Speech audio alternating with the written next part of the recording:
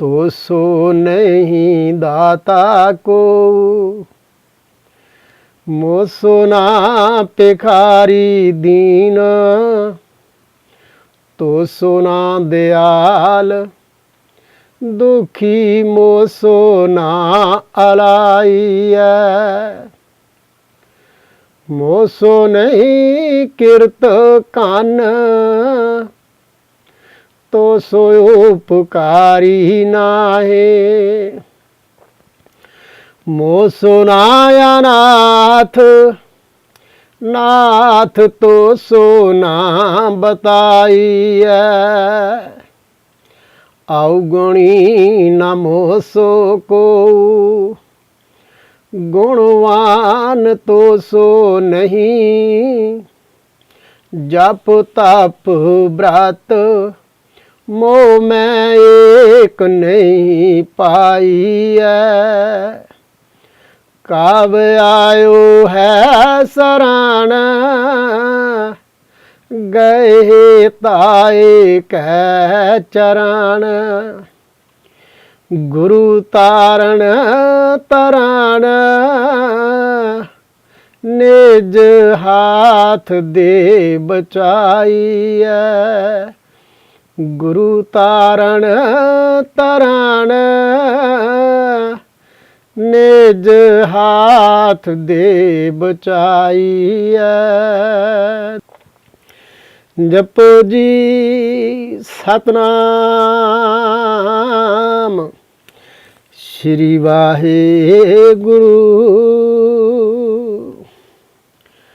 वाहेगुरु जी का खालसा, वाहेगुरु जी की फतेह।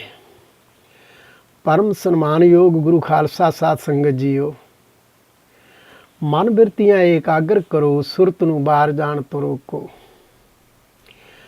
लड़ीवार गुर इतिहास की कथा ते समीख्या आप रोजाना ही सरवण करदे हो। श्री गुरु नानक प्रकाश ग्रंथ की बाणी के आधार ते ये लड़ीवार गुर इतिहास जो गुरु नानक साहब जी महाराज के जीवन नाल संबंधित है, ये मैं आप जी नूं रोजाना ही सरवण कराउंदा हाँ। पहले प्रकरण दे विच आप जी ने ये इतिहास सरवण कीता सी कि गुरु नानक साहब जी महाराज सच्चा सौदा करन गए और श्री गुरु नानक प्रकाश ग्रंथ का वो 14वां अध्याय सी। सतगुरु जी उस वक्त ते भगती लहर की एक शाखा पंजाबी शाखा सी, जिस दी अगवाई स्वामी संतरेन करके करते सन। उन्हां दिनां विच अकाल पै गया होण करके ये भगती लहर के साधुआं दे आश्रम के खर्चे रुक गए हुए सन, कारगुजारी सारी रुक गई हुई सी। और सतगुरु गुरु नानक साहब जी महाराज ने यह अनुभव कर लिया कि जे भगती लहर की इस शाखा ने काम करना छड़ दिता तो देश की आज़ादी का बहुत नुकसान होवेगा। क्यों करके जिन्ने जरवाने ने बाहरों आए हुए ने, मुगल होण चाहे लोधी होण चाहे पुर्तगेज होण, कोई भी होवे, वो हिंदुस्तान नूं लुट्टण ही आए सन। इत्थे राज भी करते रहे तो लुट लुट के पिछे नूं ही ले जाते रहे। और उन्हां दे हदों वध जुल्मां तो निजात पाउण लई भगत लहरां उठियां सन। उठियां ते यूपी बनारस विचों सन, पर पंजाब की जिहड़ी पंजाबी शाखा सी ये स्वामी संतरेण की अगवाई हेठां काम करती सी। ते स्वामी संतरेण जी आप जद्दी पुश्ती पंजाब की धरती के जंपल सन, सियालकोट जिले के। एक कथा मैं तुहानूं 14वें अध्याय दे विच करीबन सारी सरवण करा चुका हाँ। गुरु नानक साहब जी महाराज की मेल मुलाकात इस संप्रदा दे नाल होण तो उपरंत ये जिहड़ी भगती लहर की शाखा सी ना, इन्हां ने सतगुरु गुरु नानक साहब जी महाराज नूं अपना गुरु स्थापन कर लिया सी। जदों इन्हां ने गुरु मान लिया तो आप सिख बन गए तो भगती लहर का नाम जिहड़ा है दुनिया दे विच सिख लहर करके उजागर होण लग पिया। इस ढंग दे नाल सिख लहर जिहड़ी है एक क्रांतिकारी लहर के रूप में उभर के सामने आउण लग पई। अजे गुरु नानक साहब जी ਇਸ ਭਗਤੀ ਲਹਿਰ ਨੂੰ ਸਿੱਖ ਲਹਿਰ ਵਿੱਚ ਕਨਵਰਟ ਕਰਕੇ ਤੇ ਆਪ ਆਪਣੀ ਰਹਿਨਮਾਈ ਦੇ ਕੇ, ਜਾਣੀ ਕਿ ਉਹਨਾਂ ਦੇ ਗੁਰੂ ਬਣ ਕੇ ਵਾਪਸ ਆਏ ਨੇ। ਤੇ ਘਰ ਪਰਿਵਾਰ ਨੇ ਉਹਨਾਂ ਦੇ ਸਨਮਾਨਯੋਗ ਪਿਤਾ ਮਹਿਤਾ ਕਾਲੂ ਜੀ ਨੇ ਇਸ ਗੱਲ ਤੇ ਕੀ ਇਤਰਾਜ਼ ਕੀਤਾ, ਕਿਹੋ ਜਿਹਾ ਵਿਵਹਾਰ ਹੋਇਆ ਗੁਰੂ ਨਾਨਕ ਦੇਵ ਜੀ ਨਾਲ, ਇਹ ਤੁਸੀਂ ਸਾਰੀ ਕਥਾ ਤੇ ਉਸ ਦੀ ਸਮੀਖਿਆ 15ਵੇਂ ਅਧਿਆਏ ਵਿੱਚ ਸਰਵਣ ਕਰੋ। ਇਹ ਮੈਂ 15ਵਾਂ ਅਧਿਆਏ ਹੁਣ ਸ਼ੁਰੂ ਕਰਨ ਲੱਗਾ ਹਾਂ। ਸ਼੍ਰੀ ਬਾਲਾ ਸੰਦਰਵਾਚ। ਇਹ ਕਥਾ ਜੋ ਸ਼੍ਰੀ ਗੁਰੂ ਨਾਨਕ ਪ੍ਰਕਾਸ਼ ਵਿੱਚ ਦਰਜ ਹੈ, ਇਹ ਸਾਰੀ ਕਥਾ ਜਨਮ ਸਾਖੀਆਂ ਦੇ ਆਧਾਰ ਤੇ ਬਹੁਤੀ ਨਿਰੂਪਣ ਹੋਈ ਹੈ। ਤੇ ਜਨਮ ਸਾਖੀ ਪੁਰਾਤਨ ਜਨਮ ਸਾਖੀ ਮੰਨੀ ਜਾਂਦੀ ਹੈ ਕਿ ਉਹ ਭਾਈ ਬਾਲੇ ਤੋਂ ਸੁਣ ਕੇ ਲਿਖਵਾਈ ਗਈ ਸੀ, ਸੁਣਾਈ ਸੀ। ਸਾਰੀ ਕਥਾ ਗੁਰੂ ਨਾਨਕ ਦੇਵ ਜੀ ਦਾ ਜੀਵਨ ਸਾਰਾ ਸੁਣਾਇਆ ਸੀ ਸ਼੍ਰੀਮਾਨ ਭਾਈ ਬਾਲਾ ਜੀ ਨੇ। ਸੰਧੂ ਗੋਤ ਦੇ ਇਹ ਜੱਟ ਸਨ, ਤਲਵੰਡੀ ਦੇ ਰਹਿਣ ਵਾਲੇ ਸਨ। ਲਿਖਵਾਇਆ ਸੀ ਸਾਰਾ ਹੀ ਇਹ ਬਿਰਤਾਂਤ ਗੁਰੂ ਅੰਗਦ ਸਾਹਿਬ ਜੀ ਨੇ। ਗੁਰੂ ਅੰਗਦ ਸਾਹਿਬ ਜੀ ਦੀ ਹਜ਼ੂਰੀ ਵਿੱਚ ਸ਼੍ਰੀ ਖਡੂਰ ਸਾਹਿਬ ਵਿਖੇ ਭਾਈ ਬਾਲਾ ਜੀ ਇਹ ਕਥਾ ਸਰਵਣ ਕਰਾ ਰਹੇ ਨੇ। ਇਹ ਪੈੜਾ ਨਾਮ ਦਾ ਇੱਕ ਗੁਰੂ ਕਾ ਨਿਕਟਵਰਤੀ ਸਿੱਖ ਸੀ ਗੁਰੂ ਅੰਗਦ ਸਾਹਿਬ ਜੀ ਦਾ। ਇਸ ਨੇ ਗੁਰੂ ਅੰਗਦ ਸਾਹਿਬ ਜੀ ਦੀ ਆਗਿਆ ਦੇ ਅਨੁਸਾਰ ਇਹ ਸਾਰੀ ਕਥਾ ਲਿਖੀ ਹੈ। ਚੌਪਈ। ਜਬ ਹਮ ਗਮਨੇ ਤਿਨ ਕਉ ਤਿਆਗੀ, ਬੋਲੇ ਸੰਤ ਗਿਰਾ ਅਨੁਰਾਗੀ। ਸ਼੍ਰੀਮਾਨ ਭਾਈ ਬਾਲਾ ਜੀ ਗੁਰੂ ਅੰਗਦ ਸਾਹਿਬ ਜੀ ਨੂੰ ਕਹਿੰਦੇ ਨੇ, ਇਹ ਪਾਤਸ਼ਾਹ, ਮੈਂ ਤੇ ਗੁਰੂ ਨਾਨਕ ਸਾਹਿਬ ਜੀ ਜਦੋਂ ਆਪਣੇ 20 ਰੁਪਇਆਂ ਦੀ ਰਾਸ਼ੀ ਜਿਹੜੀ ਹੈ ਉਸ ਭਗਤੀ ਲਹਿਰ ਦੇ ਸੰਤ ਸਾਧੂਆਂ ਦੀ ਕਾਰਗੁਜ਼ਾਰੀ ਨੂੰ ਮੁੜ ਸੁਰਜੀਤ ਰੱਖਣ ਵਾਸਤੇ ਖਰਚ ਕਰਕੇ ਉਹਨਾਂ ਦੇ ਉੱਪਰ ਵਾਪਸ ਮੁੜੇ ਨਾ। ਆਰਬਲ ਲਗ ਬਾਲ ਸੋ ਚਾਲੀ, ਗਿਰਾ ਵਿਰਾਗ ਭਗਤ ਭਲ ਸਾਲੀ। ਉਹਦੇ ਨਿਕਟਵਰਤੀ ਸਾਥੀ ਪੁੱਛਦੇ ਨੇ ਸਵਾਮੀ ਸੰਤਰੇ ਨੂੰ, ਸਵਾਮੀ ਜੀ ਇਹ ਬਹੁਤ ਛੋਟੀ ਉਮਰ ਦੇ ਮਹਾਂਪੁਰਖ ਸਾਡੇ ਕੋਲ ਆਏ ਨੇ। ਇਹਨਾਂ ਦਾ ਮੱਥਾ ਬੜਾ ਧਮਕਦਾ ਸੀ, ਇਹਨਾਂ ਦੇ ਬੋਲ ਚਾਲ, ਇਹਨਾਂ ਦੇ ਵਿਵਹਾਰ ਤੋਂ ਪ੍ਰਗਟ ਹੁੰਦਾ ਸੀ ਕਿ ਜਿਵੇਂ ਨਾ ਇਹਨਾਂ ਨੂੰ ਖੁਦਾ ਨੇ, ਪਰਿਪੂਰਨ ਪਰਮਾਤਮਾ ਨੇ ਬਖਸ਼ਿਆ ਹੋਵੇ। ਤੁਮ ਸੋ ਆਨ ਕੀਨ ਬਹੁ ਭਾਓ, ਮਿਰਦੁਲ ਕਿਰਪਾਲ ਵਿਸਾਲ ਸੁਭਾਓ। ਉਹਨਾਂ ਨੇ ਵਿਸ਼ੇਸ਼ ਸਾਡੇ ਕੋਲ ਹੀ ਆਣ ਕੇ ਤੁਹਾਡੇ ਨਾਲ ਬਹੁਤ, ਸਵਾਮੀ ਸੰਤ ਰਹਿਣ ਦੀ ਗੱਲ ਕਰ ਰਹੇ ਨੇ ਕਿ ਤੁਹਾਡੇ ਨਾਲ ਗੁਰੂ ਨਾਨਕ ਸਾਹਿਬ ਜੀ ਮਹਾਰਾਜ ਨੇ ਵਿਸ਼ੇਸ਼ ਭਾਵ ਕੀਤਾ ਹੈ, ਜਾਣੀ ਕਿ ਪ੍ਰੇਮ ਪ੍ਰਗਟਾਇਆ ਹੈ। ਉਹਨਾਂ ਦੇ ਮਿੱਠੇ ਬੋਲ ਲੱਗਦੇ ਸਨ ਜਿਵੇਂ ਉਹ ਕਿਰਪਾਲੂ ਦਾਤੇ ਦੇ ਭੇਜੇ ਹੋਏ ਨੇ ਤੇ ਸਾਡੇ ਤੇ ਕਿਰਪਾ ਕਰਨ ਆਏ ਨੇ। ਇੰਨਾ ਕਿਰਪਾਲੂ ਸੁਭਾਵ ਸੀ ਉਹਨਾਂ ਦਾ। ਭੋਜਨ ਸੌਜ ਆਨ ਜਬ ਬੈਸੇ, ਚੱਲਣ ਰਜਾਏ ਦੀਨ ਤੁਮ ਕੈਸੇ। ਇੱਕ ਸਵਾਲ ਕੀਤਾ ਕਿ ਜਦ ਗੁਰੂ ਨਾਨਕ ਸਾਹਿਬ ਜੀ ਮਹਾਰਾਜ ਨੇ 20 ਰੁਪਇਆਂ ਦੀ ਸਮੱਗਰੀ ਸਾਡੇ ਆਸ਼ਰਮ ਵਾਸਤੇ, ਅਸੀਂ 7 ਦਿਨਾਂ ਤੋਂ ਭੁੱਖੇ ਬੈਠੇ ਹੋਏ ਸਾਂ, ਔਰ ਜੇ ਥੋੜਾ ਸਮਾਂ ਉਹ ਹੋਰ ਨਾ ਆਉਂਦੇ ਤੇ ਸਾਡੇ ਵਿੱਚੋਂ ਹੋ ਸਕਦਾ ਸੀ ਭੁੱਖ ਦੇ ਦੁੱਖ ਨਾਲ ਕੋਈ ਚੱਲ ਹੀ ਵੱਸਦਾ। ਤੇ ਜਦੋਂ ਉਹ 20 ਰੁਪਇਆਂ ਦੀ ਸਮੱਗਰੀ ਸਾਡੇ ਵਾਸਤੇ ਲੈ ਕੇ ਆਏ ਸਨ ਤੇ ਤੁਸੀਂ ਉਹਨਾਂ ਨੂੰ ਵਾਪਸ ਜਾਣ ਲਈ ਕਿਉਂ ਕਿਹਾ? ਉਹਨਾਂ ਨੂੰ ਕਹਿੰਦੇ ਸਾਡੇ ਕੋਲ ਹੀ ਰਹਿੰਦੇ। ਸੁਣ ਮਹੰਤ ਬੋਲਿਓ ਬਾਰਬਾਨੀ, ਇਹ ਕੋ ਪਰਮ ਪੁਰਖ ਸੁਖਦਾਨੀ। ਕਹਿੰਦੇ ਨੇ ਸਵਾਮੀ ਸੰਤਰੇਨ ਕਹਿਣ ਲੱਗਾ, ਇਹ ਤੇ ਮੈਂ ਤੁਹਾਨੂੰ ਸਮੀਖਿਆ ਵਿੱਚ ਦਰਸਾਇਆ ਕਿ ਅਸਲ ਵਿੱਚ ਇਹ ਸਾਰੀ ਭਗਤੀ ਲਹਿਰ ਗੁਰੂ ਮਹਾਰਾਜ ਨੂੰ ਸਮਰਪਿਤ ਹੋ ਗਈ ਸੀ। ਤੇ ਅੱਜ ਜਦੋਂ ਇਹਨਾਂ ਨੇ ਗੁਰੂ ਮਹਾਰਾਜ ਨੂੰ ਆਪਣਾ ਗੁਰੂ ਮੰਨ ਲਿਆ ਤੇ ਭਗਤੀ ਲਹਿਰ ਹੁਣ ਸਿੱਖ ਲਹਿਰ ਦਾ ਰੂਪ ਧਾਰਨ ਕਰ ਗਈ ਹੈ। ਮਗਰ ਉਹ ਸਵਾਮੀ ਸੰਤਰੇਨ ਨੂੰ ਜਦੋਂ ਉਹਦੇ ਨਿਕਟਵਰਤੀ ਸਾਥੀ ਪੁੱਛਦੇ ਨੇ ਤੇ ਉਹ ਮਹੰਤ ਕਹਿਣ ਲੱਗਾ, ਬੜੀ ਸ੍ਰੇਸ਼ਟ ਬਾਣੀ ਬੋਲਦਿਆਂ ਹੋਇਆਂ ਕਹਿਣ ਲੱਗਾ, ਤੁਸੀਂ ਨਹੀਂ ਜਾਣਦੇ, ਮੈਂ ਆਪਣੀ ਅਨੁਭਵ ਦੀ ਅੱਖ ਨਾਲ ਮਹਿਸੂਸ ਕੀਤਾ ਹੈ ਕਿ ਇਹ ਜਿਹੜੇ ਸਾਡੇ ਕੋਲ ਆਏ ਨੇ ਪਰਮ ਪੁਰਖ ਨੇ, ਦੁਨੀਆ ਨੂੰ ਸੁੱਖ ਦੇਣ ਵਾਸਤੇ ਆਏ ਹੋਏ ਨੇ। ਇਹ ਕੋ ਪਰਮ ਪੁਰਖ ਸੁਖਦਾਨੀ, ਕਲਾਵਾਨ ਗਿਆਨੀ ਗੁਣ ਖਾਨੀ। ਇੰਨੇ ਅਜ਼ਮਤਵਾਨ ਨੇ, ਉਹਨਾਂ ਵਿੱਚ ਇੰਨੀ ਆਤਮ ਸ਼ਕਤੀ ਹੈ ਤੇ ਗੁਣਾਂ ਦੀ ਖਾਨ ਨੇ, ਜਿਸ ਦੇ ਨਾਲ ਬੋਲਣਗੇ, ਜਿਸ ਦੇ ਨਾਲ ਸੁਣਨਗੇ, ਜਿਸ ਕੋਲ ਬੈਠਣਗੇ ਉਸ ਦਾ ਪਾਰ ਉਤਾਰਾ ਕਰ ਦੇਣਗੇ। ਕਲਾਵਾਨ ਗਿਆਨੀ ਗੁਣ ਖਾਨੀ, ਦੁਰਿਓ ਰਹਿ ਗਤ ਪਰੇ ਨਾ ਜਾਣੀ। ਅਜੇ ਉਹ ਛੁਪਿਆ ਹੋਇਆ ਮਹਾਂਪੁਰਖ ਹੈ, ਦੁਰਿਓ ਰਹਿ ਜਾਣੀ ਅਜੇ ਛੁਪਿਆ ਹੋਇਆ ਏ। ਅਜੇ ਤੁਹਾਨੂੰ ਉਸ ਦੀ ਆਤਮ ਸ਼ਕਤੀ ਦਾ ਪਤਾ ਨਹੀਂ ਲੱਗਣਾ, ਉਹਦੇ ਵਿੱਚ ਕੀ ਹੈ ਉਸ ਦੀ ਗਤੀ ਨੂੰ ਤੁਸੀਂ ਜਾਣ ਨਹੀਂ ਸਕਣਾ। ਭਇਓ ਅਸੈ ਮੁਝ ਤੇਜ ਪ੍ਰਭਾਉ, ਜਾਂ ਤੇ ਦੀਨੀ ਜਾਨ ਰਚਾਓ। ਇੱਕ ਅਲੰਕਾਰ ਬਣਾਇਆ ਭਾਈ ਸਾਹਿਬ ਜੀ ਨੇ, ਕਹਿੰਦੇ ਨੇ ਉਸ ਸੁਆਮੀ ਸੰਤਰੇਣ ਨੇ ਕਿਹਾ ਕਿ ਜਦੋਂ ਗੁਰੂ ਨਾਨਕ ਸਾਹਿਬ ਜੀ ਮੇਰੇ ਕੋਲ ਬੈਠੇ ਸਨ, ਮੈਂ ਉਹਨਾਂ ਦੇ ਮੱਥੇ ਦਾ ਪ੍ਰਤਾਪ ਝੱਲ ਨਹੀਂ ਸਾਂ ਸਕਦਾ। ਆਸ ਕਹਿ ਤਬ ਕੀਨੋ ਪੁੰਨ ਅਸਨਾ, ਖਾਨ ਲੱਗੇ ਸਵਾਦਨ ਲੈ ਰਸਨਾ। ਕਹਿੰਦੇ ਨੇ ਗੁਰੂ ਨਾਨਕ ਸਾਹਿਬ ਜੀ ਦੇ ਵਾਪਸ ਆ ਜਾਣ ਤੋਂ ਬਾਅਦ ਚੰਗੇ ਚੰਗੇ ਭੋਜਨ ਤਿਆਰ ਹੋਣ ਲੱਗ ਪਏ। ਆਸ਼ਰਮ ਦੇ ਵਿੱਚ ਸਾਰੀ ਸਮੱਗਰੀ ਪਹੁੰਚ ਗਈ ਹੋਈ ਸੀ। ਉਹ ਜਿਹੜੇ ਭੁੱਖੇ ਸਾਧੂ ਬੈਠੇ ਹੋਏ ਸਨ ਕਈ ਦਿਨਾਂ ਤੋਂ, ਵੀ ਉਹਨਾਂ ਨੂੰ ਕੋਈ ਭੋਜਨ ਹੱਥ ਨਹੀਂ ਸੀ ਲੱਗ ਰਿਹਾ, ਉਹਨਾਂ ਨੇ ਰੱਜ ਕੇ ਭੋਜਨ ਛਕਿਆ। ਸਿਤਾ ਘ੍ਰਿਤ ਮੇਲਿਓ ਸੰਗ ਪਾਇਸ, ਸੰਤ ਸ਼ੁਧਾਤਰ ਤ੍ਰਿਪਤੇ ਖਾਇਸ। ਸਿਤਾ ਘ੍ਰਿਤ, ਸਿਤਾ ਕਹੀਏ ਖੰਡ ਨੂੰ, ਘ੍ਰਿਤ ਕਹੀਏ ਘਿਓ ਨੂੰ, ਸੰਗ ਪਾਇਸ, ਪਾਇਸ ਕਹੀਏ ਖੀਰ ਨੂੰ। ਕਹਿੰਦੇ ਨੇ ਕਈ ਦਿਨਾਂ ਦੇ ਭੁੱਖੇ ਸਨ, ਕਾਰਗੁਜ਼ਾਰੀ ਸਾਰੀ ਰੁਕੀ ਹੋਈ ਸੀ ਆਸ਼ਰਮ ਦੀ।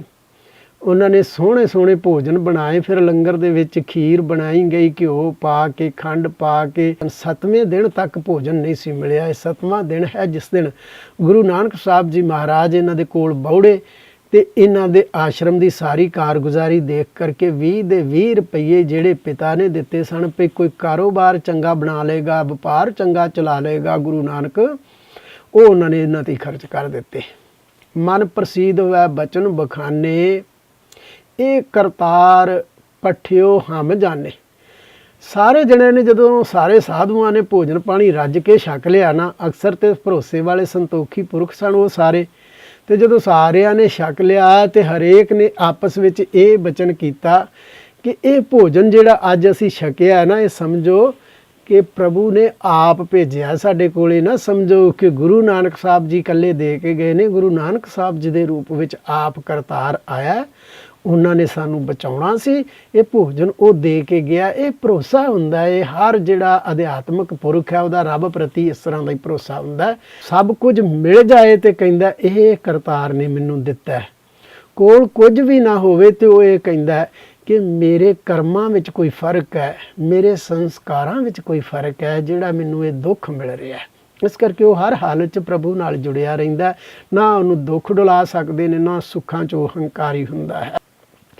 ਕਿਦੋਂ ਸਰੀਰ ਧਾਰ ਕਰ ਤਾਰਾ, ਆਨ ਲੀਨ ਸੁਧ ਦੀਨ ਆਹਾਰਾ। ਕਿਤੋਂ ਪ੍ਰਭੂ ਨੇ ਗੁਰੂ ਨਾਨਕ ਦੇਵ ਜੀ ਦਾ ਰੂਪ ਧਾਰ ਕੇ ਸਾਡੀ ਖਬਰਸਾਰ ਲੈ ਲਈਏ, ਨਹੀਂ ਤੇ ਅਸੀਂ ਭੁੱਖਿਆਂ ਨੇ ਇੱਥੇ ਕਿਸੇ ਨਾ ਕਿਸੇ ਨੇ ਤੇ 1-2 ਦਿਨਾਂ ਵਿੱਚੋਂ ਚਾਲੀ ਵਸਣਾ ਹੀ, ਕਿ 7 ਦਿਨ ਹੋ ਗਏ ਨੇ ਚੱਜ ਨਾਲ ਭੋਜਨ ਨਹੀਂ ਮਿਲਿਆ। ਸਪਤ ਦਿਵਸ ਕੇ ਸ਼ੁੱਧ ਸੰਤਾਏ, ਸ਼ੁਦਾ ਕਹੀਏ ਭੁੱਖ ਨੂੰ, ਸ਼ੁੱਧ ਭੁੱਖ। ਸਪਤ ਦਿਵਸ ਕੇ, ਸਪਤ ਕਹੀਏ 7 ਨੂੰ, 7 ਦਿਨਾਂ ਦੇ ਭੁੱਖਣ ਭਾਣੇ ਅਸੀਂ ਬੈਠੇ ਹੋਏ ਸਾਂ। ਸਪਤ ਦਿਵਸ ਕੇ ਸ਼ੁੱਧ ਸੰਤਾਏ, ਅਬ ਭੋਜਨ ਕਰ ਹਮ ਤ੍ਰਿਪਤਾਏ। ਅੱਜ 7ਵੇਂ ਦਿਨ ਰੱਜ ਕੇ ਭੋਜਨ ਅਸੀਂ ਛਕਿਆ, ਜੀ ਵਿੱਚ ਜਾਨ ਆਈ ਹੈ, ਸਰੀਰ ਕੁਝ ਹਿੱਲਣ ਜੁਲਣ ਲੱਗਾ ਹੈ। ਇਤ ਸ਼੍ਰੀ ਨਾਨਕਪੁਰ ਦਿਸ਼ ਗਮਨੂ, ਅਰਧ ਪੰਥ ਪਹੁੰਚੇ ਗੁਣ ਭਵਨੂ। ਇੱਧਰੋਂ ਭਾਈ ਬਾਲਾ ਜੀ ਨੂੰ ਨਾਲ ਲੈ ਕੇ ਗੁਰੂ ਨਾਨਕ ਦੇਵ ਜੀ ਜਦੋਂ ਆਪਣੇ ਨਗਰ ਨੂੰ ਵਾਪਸ ਆ ਰਹੇ ਸਨ ਨਾ, ਤਲਵੰਡੀ ਨੂੰ, ਤੇ ਅੱਧਾ ਕੁ ਪੈਂਡਾ ਜਦੋਂ ਤੈਅ ਕਰ ਲਿਆ ਤੇ ਫੇਰ ਗੁਰੂ ਨਾਨਕ ਸਾਹਿਬ ਜੀ ਮਹਾਰਾਜ ਦੇ ਅੰਦਰ ਸੋਚ ਕੁਝ ਹੋਰ ਵੀ ਚੱਲਣ ਲੱਗ ਪਈ। ਅੱਧਾ ਕੁ ਪੈਂਡਾ ਤੈਅ ਕਰਕੇ ਜਦੋਂ ਰਸਤੇ ਵਿੱਚ ਪਹੁੰਚੇ ਨਾ, ਚੂੜ ਕਾਣੇ ਤੋਂ ਵਾਪਸ ਆਉਂਦਿਆਂ ਹੋਇਆਂ ਤਲਵੰਡੀ ਨੂੰ ਜਦੋਂ ਅੱਧਕ ਵਿੱਚ ਪਹੁੰਚੇ ਤੇ ਸੋਚ ਮਮੋਚਨ ਸੋਚਣ ਲੱਗੇ, ਹਟਕਤ ਚਿਤ ਪਗ ਧਰੇ ਨਾ ਆਗੇ। ਭਾਈ ਬਾਲਾ ਜੀ ਕਹਿੰਦੇ ਨੇ ਗੁਰੂ ਅੰਗਦ ਸਾਹਿਬ ਜੀ ਨੂੰ, ਸਤਿਗੁਰੂ ਜੀ ਜਦੋਂ ਅਸੀਂ ਅੱਧ ਕੁ ਵਿਚਾਲੇ ਆਏ ਨਾ ਤੇ ਗੁਰੂ ਨਾਨਕ ਦੇਵ ਜੀ ਦੇ ਪੈਰ ਰੁਕਣ ਲੱਗ ਪਏ।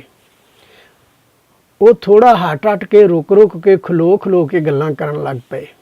ਹਟਕਤ ਚਿੱਤ, ਉਹਨਾਂ ਦਾ ਚਿੱਤ ਜਿਹੜਾ ਰੁਕਣ ਲੱਗ ਪਿਆ।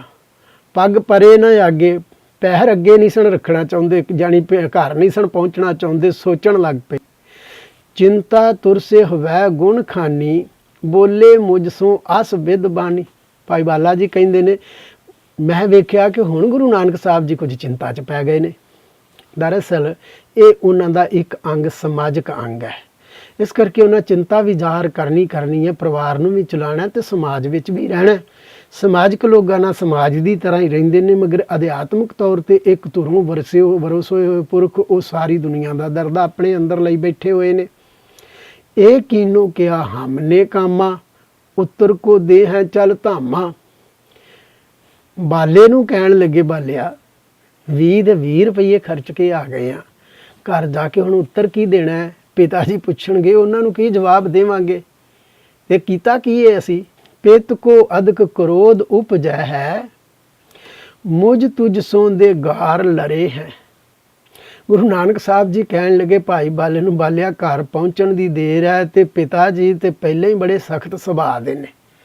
ਉਹਨਾਂ ਦੇ ਅੰਦਰ ਇੰਨਾ ਕ੍ਰੋਧ ਵਧਣਾ ਜਦੋਂ ਉਹਨਾਂ ਨੂੰ ਪਤਾ ਲੱਗਿਆ ਨਾ 20 ਰੁਪਏ ਖਰਚ ਆਏ ਆ। ਖਰਚਾ ਤੇ ਅਸੀਂ ਪਹਿਲਾਂ ਵੀ ਬਥੇਰਾ ਕਰਦੇ ਰਹੇ ਹਾਂ, ਅਕਸਰ ਤਲਵੰਡੀ ਵਿੱਚ ਰਹਿੰਦੇ ਹਾਂ, ਦੁਕਾਨਦਾਰੀ ਕਰਦੇ ਹਾਂ। ਗੁਰੂ ਨਾਨਕ ਸਾਹਿਬ ਜੀ ਆਪਣੀ ਕਿਰਤ ਕਮਾਈ ਚੋਂ ਸਾਰੀ ਕਮਾਈ ਵੰਡਦੇ ਵੰਡਾਉਂਦੇ ਹੀ ਰਹਿੰਦੇ ਸਨ, ਕਦੇ ਸਾਧੂਆਂ ਵਿੱਚ, ਕਦੇ ਭੁੱਖੇ ਨੰਗਿਆਂ ਵਿੱਚ, ਕਦੇ ਗਰੀਬਾਂ ਵਿੱਚ। ਕਿਸੇ ਨੂੰ ਵੀ ਲੋੜਵੰਦ ਨੂੰ ਕਦੇ ਖਾਲੀ ਤਾਂ ਮੋੜਦੇ ਨਹੀਂ ਸਨ, ਕਦੇ ਕੁਝ ਬਚਾਇਆ ਤਾਂ ਹੈ ਨਹੀਂ ਸੀ। ਤੇ ਸਤਿਗੁਰੂ ਜੀ ਭਾਈ ਬਾਲੇ ਨੂੰ ਕਹਿਣ ਲੱਗੇ, ਬਾਲਿਆ ਵੰਡਦੇ ਵੰਡਾਉਂਦੇ ਆਪਾਂ ਖਰਚਾ ਵਰਚਾ ਤੇ ਪਹਿਲਾਂ ਵੀ ਕਰਦੇ ਰਹਿੰਦੇ ਹਾਂ, ਭਈ 20 ਰੁਪਈਆਂ ਦੀ ਰਕਮ ਬੜੀ ਖਾਸੀ ਹੁੰਦੀ ਹੈ ਤੇ ਇੰਨੀ ਵੱਡੀ ਰਕਮ ਜਿਹੜੀ ਹੈ ਇਹ ਜਰਾ ਜ਼ਿਆਦਾ ਖਰਚਾ ਕਰਕੇ ਆਏ ਆ। ਤੇ ਪਿਤਾ ਜੀ ਦਾ ਸੁਭਾਅ ਪਹਿਲਾਂ ਹੀ ਬੜਾ ਗਰਮ ਹੈ, ਤੈਨੂੰ ਵੀ ਤੇ ਮੈਨੂੰ ਵੀ ਉਹਨਾਂ ਨੇ ਮਾਫ ਨਹੀਂ ਕਰਨਾ, ਸਾਨੂੰ ਝਿੜਕ ਕੇ ਉਹਨਾਂ ਨੇ ਲੜਨਾ ਸਾਡੇ ਨਾਲ। ਸਤਿਗੁਰੂ ਗੁਰੂ ਨਾਨਕ ਸਾਹਿਬ ਜੀ ਮਹਾਰਾਜ ਬਾਲੇ ਨੂੰ ਰਸਤੇ ਵਿੱਚ ਕਹਿ ਰਹੇ ਨੇ ਤੇ ਬਾਲਾ ਕਹਿੰਦਾ, ਇਹ ਗੱਲ ਸੁਣ ਕੇ ਗੁਰੂ ਨਾਨਕ ਸਾਹਿਬ ਜੀ ਤੋਂ ਮੈਂ ਆਖਿਆ, ਮੈਂ ਭਾਖਿਓ ਕਛ ਦੋਸ਼ ਨਾ ਮੇਰੋ, ਤੁਮ ਕੋ ਵਰਜ ਰਹਿਓ ਬਹੁ ਤੇਰੋ। ਭਾਈ ਬਾਲਾ ਕਹਿਣ ਲੱਗਾ ਸਤਿਗੁਰੂ ਜੀ ਨੂੰ, ਮਹਾਰਾਜ ਮੇਰਾ ਕੋਈ ਦੋਸ਼ ਨਹੀਂ, ਮੈਂ ਤੁਹਾਨੂੰ ਵਰਜਿਆ ਸੀ ਕਿ 20 ਰੁਪਏ ਖਰਚ ਨਾ ਕਰੋ। ਹਾਂ 1-2 ਰੁਪਏ ਖਰਚ ਕਰ ਲੈਂਦੇ ਗੱਲ ਹੋਰ ਸੀ, ਤੁਸੀਂ ਤੇ ਸਾਰੀ ਰਕਮ ਹੀ ਉਹਨਾਂ ਨੂੰ ਖਰਚ ਕਰਕੇ ਆ ਗਏ ਹੋ, ਫਿਰ ਗੁਰੂ ਬਣ ਕੇ ਆ ਗਏ ਹੋ ਉਹਨਾਂ ਦੇ ਕੋਲੋਂ, ਉਹਨਾਂ ਨੂੰ ਆਪਣੇ ਸਿੱਖ ਬਣਾ ਕੇ ਆ ਗਏ ਹੋ। ਤੁਹਾਨੂੰ ਪਤਾ ਹੈ ਲੋਕਾਂ ਦੇ ਵਿੱਚ ਹੁਣ ਕੀ ਹਵਾ ਫੈਲ ਜਾਣੀ ਹੈ। ਲੋਕਾਂ ਨੇ ਤੇ ਇਹ ਹੀ ਕਹਿਣਾ ਸ਼ੁਰੂ ਕਰ ਦੇਣਾ ਕਿ ਗੁਰੂ ਨਾਨਕ ਬਾਗੀ ਹੋ ਗਿਆ। ਗੁਰੂ ਹੋਣਾ ਜਾਣੀ ਨੇਤਾ ਬਣ ਜਾਣਾ, ਅਧਿਆਤਮਿਕ ਵੀ, ਰਾਜਨੀਤਿਕ ਵੀ, ਹਰ ਇੱਕ ਤਰ੍ਹਾਂ ਦਾ ਨੇਤਾ ਬਣ ਗਏ ਗੁਰੂ ਸੱਚੇ ਪਾਤਸ਼ਾਹ ਜੀ। ਜਿੱਥੇ ਅੱਗੇ ਭਗਤ ਲਹਿਰਾਂ ਉਜਾਗਰ ਹੋਈਆਂ ਹਨ, ਹੁਣ ਗੁਰੂ ਲਹਿਰ ਉੱਠ ਖਲੋਵੇਗੀ, ਜਾਣੀ ਸਿੱਖ ਲਹਿਰ ਉੱਠ ਖਲੋਵੇਗੀ।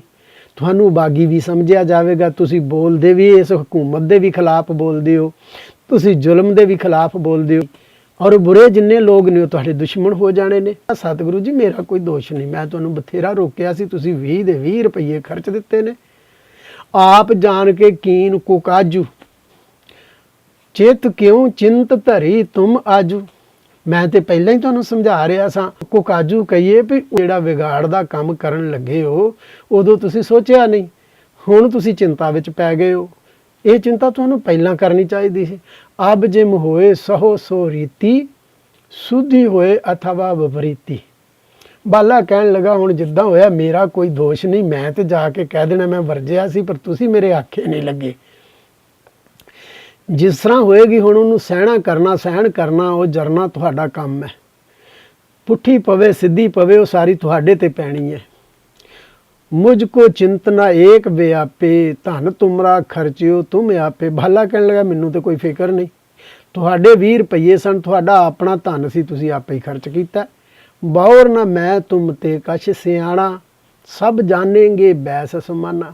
ਬਾਲਾ ਕਹਿਣ ਲੱਗਾ, ਫਿਰ ਮੈਂ ਸਤਿਗੁਰੂ ਜੀ ਤੁਹਾਡੇ ਨਾਲੋਂ ਕੋਈ ਬਹੁਤਾ ਸਿਆਣਾ ਥੋੜ੍ਹੀ ਆ, ਮੈਂ ਤਾਂ 3 ਸਾਲ ਤੁਹਾਡੇ ਤੋਂ ਵੈਸੇ ਵੀ ਛੋਟਾ। ਸਾਰੇ ਕਹਿਣਗੇ ਬਰਾਬਰ ਦੀ ਉਮਰ ਸੀ, ਮੈਨੂੰ ਕਿਸੇ ਨੇ ਕੁਛ ਕਹਿਣਾ ਨਹੀਂ, ਤੁਹਾਨੂੰ ਹੀ ਕਹਿਣਾ। ਪੁੰਨ ਮੈਂ ਹਾਂ ਆਇਸ ਅਨੁਸਾਰੀ, ਤਬ ਪਿਤ ਭੇਜਿਓ ਦਾਸ ਵਿਚਾਰੀ। ਦੂਸਰਾ ਇਹ ਹੈ ਕਿ ਮੈਂ ਤੁਹਾਡਾ ਨੌਕਰ ਦੀ ਤਰ੍ਹਾਂ ਹਾਂ, ਸੇਵਕ ਦੀ ਤਰ੍ਹਾਂ ਹਾਂ। ਬਾਲਾ ਕਹਿਣ ਲੱਗਾ, ਮੈਨੂੰ ਤਾਂ ਤੁਹਾਡੇ ਪਿਤਾ ਜੀ ਨੇ ਤੁਹਾਡਾ ਸੇਵਕ ਬਣਾ ਕੇ ਨਾਲ ਭੇਜਿਆ ਹੋਇਆ, ਤੇ ਸੇਵਕ ਦੀ ਕੀ ਜ਼ਰੂਰਤ ਹੈ ਕਿ ਉਹ ਸਵਾਮੀ ਦੇ ਕਹੇ ਤੇ ਨਾ ਲੱਗੇ। ਜਾਂ ਤੇ ਦੋਸ਼ ਨਾ ਮਮ ਪਰ ਠਾਨੇ, ਕਰਮ ਸ਼ੁਭਾ ਅਸ਼ੁਭ ਤੁਮਰੋ ਜਾਣੇ। ਪਿਤਾ ਜੀ ਜਾਂ ਪਿੰਡ ਨਿਵਾਸੀ ਜਾਂ ਮਾਤਾ ਪਿਤਾ ਸਾਰੇ ਰਿਸ਼ਤੇਦਾਰ ਮੇਰਾ ਕੋਈ ਦੋਸ਼ ਨਹੀਂ ਗਿਣਨਗੇ। ਜੋ ਕੁਛ ਚੰਗਾ ਮਾੜਾ ਕੀਤਾ ਹੈ ਉਹ ਸਾਰੀ ਤੁਹਾਨੂੰ ਹੀ ਦੋਸ਼ ਆਉਣਾ ਹੈ। ਗਟੀ ਗਿਣਤ ਬੋਲਤ ਬਚ ਦੋ, ਨਿਆਰਾਨੀ ਤਲਵੰਡੀ ਸੋ। ਕਹਿੰਦੇ ਨੇ ਇਸ ਤਰ੍ਹਾਂ ਹੀ ਆਪਸ ਵਿੱਚ ਵਿਚਾਰਾਂ ਕਰਦੇ, ਗਿਣਤੀਆਂ ਗਿਣਤੇ, ਗੱਲਬਾਤਾਂ ਕਰਦੇ ਤਲਵੰਡੀ ਦੇ ਨੇੜੇ ਪਹੁੰਚ ਗਏ। ਹਾਂ ਤੋਂ ਚੱਲ ਆਇਓ ਨਿਜ ਸਦਨਾ, ਪੂਰਨਾ ਪ੍ਰਵੇਸ਼ੇ ਪੰਕਜ ਬਦਨਾ। ਪੰਕਜ ਕਹੀਏ ਕਮਲ ਫੁੱਲ ਨੂੰ। ਕਮਲ ਫੁੱਲ ਵਰਗਾ ਜਿਨ੍ਹਾਂ ਦਾ ਸੁੰਦਰ ਚਿਹਰਾ ਉਹ ਗੁਰੂ ਨਾਨਕ ਦੇਵ ਜੀ ਪਿੰਡ ਨਹੀਂ ਆਏ। ਕਹਿੰਦੇ ਨੇ ਬਾਲਾ ਜੀ ਕਹਿੰਦੇ ਨੇ ਮੈਂ ਤਾਂ ਆਪਣੇ ਘਰ ਚਲਾ ਗਿਆ ਸਾਂ ਸਿੱਧਾ, ਚੁੱਪਚਾਪ ਹੀ ਕਿਸੇ ਨੂੰ ਦੱਸੇ ਪੁੱਛੇ ਤੋਂ ਬਿਨਾਂ ਹੀ। ਤੇ ਸਤਿਗੁਰੂ ਜੀ ਬਾਹਰ ਹੀ ਰੁਕ ਗਏ, ਪਿੰਡ ਤੋਂ ਬਾਹਰਲੇ ਪਾਸੇ ਹੀ। ਉਹ ਘਰ ਨਹੀਂ ਆਏ, ਪਿੰਡ ਨਹੀਂ ਵੜੇ। ਏਕ ਤਾਲ ਜਲਹੀਨ ਜੋ ਦੂਰੀ, ਤੈਂ ਬੈਸੇ ਬੈਸਕ ਜਿਨ ਰੂਰੀ। ਰੂਰੀ ਕਹੀਏ ਸੁੰਦਰ ਨੂੰ, ਬੈਸਕ ਕਹੀਏ ਬੈਠਕ ਨੂੰ। ਸਤਿਗੁਰੂ ਜੀ ਧਿਆਨ ਕਰਨ ਦੇ ਬਾਲਪਨ ਤੋਂ ਹੀ ਬੜੇ ਅਭਿਆਸੀ ਸਨ। ਸੁਰ ਤੋਂ ਸ਼ਬਦ ਵਿੱਚ ਟਿਕਾ ਕੇ ਕਰਤੇ ਦੀ ਕੁਦਰਤ ਨਾਲ ਕਿਤੇ ਵੀ ਬੈਠ ਕੇ ਟਿਕ ਜਾਂਦੇ ਸਨ। ਤੇ ਬਾਲਾ ਜੀ ਕਹਿੰਦੇ ਨੇ ਮੈਂ ਤਾਂ ਆਪਣੇ ਘਰ ਜਾ ਵੜਿਆ ਤੇ ਤਲਵੰਡੀ ਤੋਂ ਕੁਝ ਦੂਰ ਹਟਵਾਂ ਇੱਕ ਸੁੱਕਾ ਤਲਾਬ ਜਿਹਦੇ ਵਿੱਚ ਪਾਣੀ ਨਹੀਂ ਸੀ ਹੁੰਦਾ। ਬਾਰਿਸ਼ਾਂ ਦੇ ਦਿਨਾਂ ਵਿੱਚ ਉਸ ਤਲਾਬ ਦੇ ਵਿੱਚ ਪਾਣੀ ਭਰ ਜਾਂਦਾ ਸੀ, ਵਰਨਾ ਉਹ ਸੁੱਕਾ ਹੀ ਰਹਿੰਦਾ ਸੀ। ਉਸ ਤਲਾਬ ਵਿੱਚ ਸੁੱਕੇ ਵਿੱਚ ਨੀਵੀਂ ਜਿਹੀ ਥਾਂ ਹੋ ਕੇ ਸਤਿਗੁਰੂ ਜੀ ਚੁੱਪ ਕਰਕੇ ਸ਼ਬਦ ਸੁਰਤ ਵਿੱਚ ਜੋੜ ਕੇ ਉੱਥੇ ਟਿਕ ਕੇ ਬੈਠ ਗਏ। ਤੇ ਬੈਠਕ ਵੀ ਉਹਨਾਂ ਦੀ ਐਸੀ ਹੁੰਦੀ ਸੀ, ਇੱਕ ਵਾਰੀ ਟਿਕ ਜਾਣ ਫਿਰ ਨਾ ਦਿਨੇ ਦਾ ਪਤਾ ਨਾ ਰਾਤ ਦਾ ਪਤਾ। ਸੁਣਿਓ ਜਬੇ ਆਇਓ ਘਰ ਬਾਲਾ, ਭਇਓ ਹੌਲ ਕਾਲੂ ਤਤਕਾਲਾ। ਇਧਰੋਂ ਭਾਈ ਬਾਲਾ ਜੀ ਦੇ ਘਰ ਪਹੁੰਚਣ ਦੀ ਖਬਰ ਮਹਿਤਾ ਕਾਲੂ ਚੰਦ ਜੀ ਨੂੰ ਪਤਾ ਲੱਗ ਗਈ। ਪਿਤਾ ਜੀ ਨੂੰ ਜਦੋਂ ਇਹ ਪਤਾ ਲੱਗਿਆ ਕਿ ਬਾਲਾ ਇਕੱਲਾ ਹੀ ਆਪਣੇ ਘਰ ਆ ਗਿਆ, ਉਹਨਾਂ ਨੂੰ ਹੌਲ ਉੱਠਿਆ। 20 ਰੁਪਏ ਦੇ ਕੇ ਭੇਜਿਆ ਹੋਇਆ ਸੀ। 20 ਰੁਪਏ ਉਸ ਸਮੇਂ ਦੀ ਬੜੀ ਵੱਡੀ ਰਕਮ ਮੰਨੀ ਜਾਂਦੀ ਸੀ। ਤੇ ਮਹਿਤਾ ਸਾਹਿਬ ਪਹਿਲਾਂ ਹੀ ਚਿੰਤਾ 'ਚ ਸਨ। ਹੋਰ ਉਹਨਾਂ ਨੂੰ ਹੌਲ ਉੱਠਿਆ ਕਿ ਬਾਲਾ ਇਕੱਲਾ ਕਿਉਂ ਘਰ ਆਪਣੇ ਆ ਵੜਿਆ, ਮੈਨੂੰ ਵੀ ਨਹੀਂ ਮਿਲਿਆ, ਦੱਸ ਕੇ ਵੀ ਕੁਝ ਨਹੀਂ ਕਿਹਾ। ਦਾਸ ਪਠਾਏ ਮੁਝੇ ਬੁਲਵਾਇਆ, ਕਰੂਰ ਬਲੋਕਤ ਬਚਨ ਅਲਾਇਆ। ਕਰੂਰ ਕਹੀਏ ਬਹੁਤ ਕਠੋਰ ਬੋਲਣ ਨੂੰ। ਪਿਤਾ ਜੀ ਨੂੰ ਜਦੋਂ ਖਬਰ ਲੱਗ ਗਈ ਸੀ ਕਿ ਮੈਂ ਘਰ ਪਹੁੰਚ ਗਿਆ, ਬਾਲਾ ਜੀ ਕਹਿੰਦੇ ਨੇ ਇੱਕ ਸੇਵਕ ਨੂੰ ਮੇਰੇ ਘਰ ਪਹੁੰਚਾ ਦਿੱਤਾ। ਉਹਨਾਂ ਦਾ ਇੱਕ ਸੇਵਕ ਆਇਆ, ਮੈਨੂੰ ਬੁਲਾ ਕੇ ਮਹਿਤਾ ਸਾਹਿਬ ਦੇ ਕੋਲ ਲੈ ਗਿਆ। ਤੇ ਮੈਨੂੰ ਮਹਿਤਾ ਕਾਲੂ ਚੰਦ ਜੀ ਇੰਨਾ ਕਠੋਰ ਸਖਤ ਬੋਲਦਿਆਂ ਹੋਇਆਂ ਝਿੜਕਦਿਆਂ ਹੋਇਆਂ ਕਹਿਣ ਲੱਗੇ, ਕਹਾਂ ਕਾਰ ਖਿੱਕ ਨਾਨਕ ਕਹਿਵਾਂ। ਬਾਲਿਆ ਤੂੰ ਆਪਣੇ ਘਰ ਜਾ ਵੜਿਆ ਤੇ ਉਹ ਰੁਪਏ ਕਿੱਥੇ ਨੇ ਜਿਹੜੇ ਤੁਹਾਨੂੰ 20 ਰੁਪਏ ਦਿੱਤੇ ਸਨ? ਕਾਰਖਿਕ ਕਹੀਏ ਚਾਂਦੀ ਦੇ ਸਿੱਕਿਆਂ ਨੂੰ, 20 ਰੁਪਇਆਂ ਨੂੰ। ਕਹਾਂ ਕਾਰਖਕ ਨਾਨਕ ਕਹਿਵਾ, ਤਜਿਓ ਸੰਗ ਕਿਉਂ ਪਾਸ਼ੇ ਰਹਿਵਾ। ਉਹ ਰੁਪਏ ਕਿੱਥੇ ਨੇ ਤੇ ਨਾਨਕ ਕਿੱਥੇ ਹੈ? ਤੂੰ ਉਹਦਾ ਸੰਗ ਸਾਥ ਕਿਉਂ ਛੱਡ ਕੇ ਘਰ ਚਲਾ ਗਿਆ? ਉਹ ਪਿੱਛੇ ਕਿਉਂ ਰਹਿ ਗਿਆ? ਬਣ ਜਿਓ